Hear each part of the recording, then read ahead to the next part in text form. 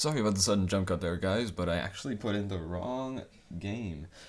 So yeah, I put in a different game that was supposed, like, it's a divisional game, but basically, okay, so I was supposed to show the Seahawks and 49ers, and that's the game I'm going to show right now.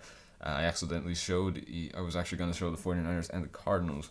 Yeah, so anyway, Joe Montana really not having a good game, overshoots it, and he's intercepted by Richard Sherman, the pretty much the kingpin of the Seahawks defense. So anyway, Wilson just dumps it off to Marshawn Lynch, and Marshawn Lynch, I mean, look at that, he pretty much buzzed through the entire 49er defense before finally reaching the end zone, so no one could really stop him there.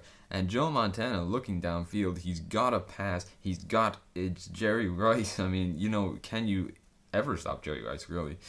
Question and answer, I suppose, can't really answer that, can you? But anyway, there's a penalty here, and it is, of course, against the offense. So all that hard work on 3rd and 31 done for nothing. So 4th and 19 for the Seahawks. They kick over a field goal to make it a 10-0 game. So they are actually building up a good lead on their rivals. But Joe Montana can never be kept away for long, and this pass here to Terrell Owens sets up a 10-7 game as opposed to a 10-0 game. So anyway, Russell Wilson is looking.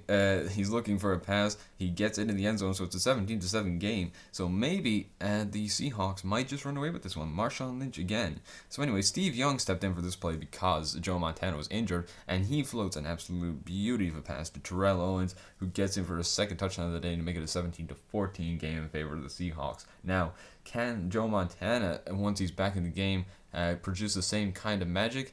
He's floating it up, and it is caught in the end zone. Terrell Owens again. The Seahawks defense can just not contain him. Giving some trash talk to Richard Sherman of all people. Not a smart decision, but I guess if you are Terrell Owens and you're having the kind of game you're having, well, then it is the best decision you can make.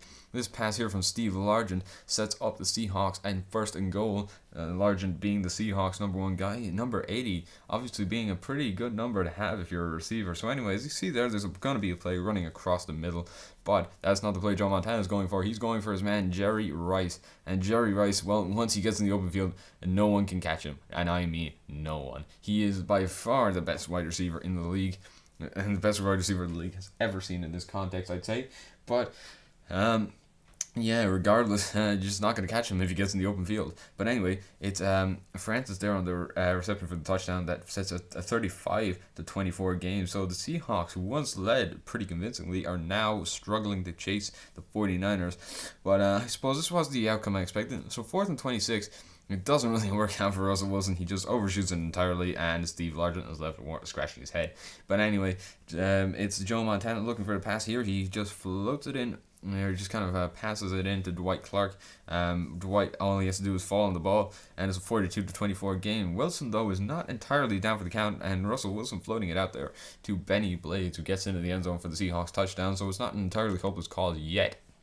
But anyway, 42-31, the Joe Montana-led 49ers are not giving up anytime soon. This is the I think, yeah, this is the 7th touchdown of the game for them. John Taylor, they missed the extra point. I think I tried to go for 50. I'm not sure why. But anyway, that onside kick was recovered, and that pretty much ends the game 48-38 in favor of the San Francisco 49ers.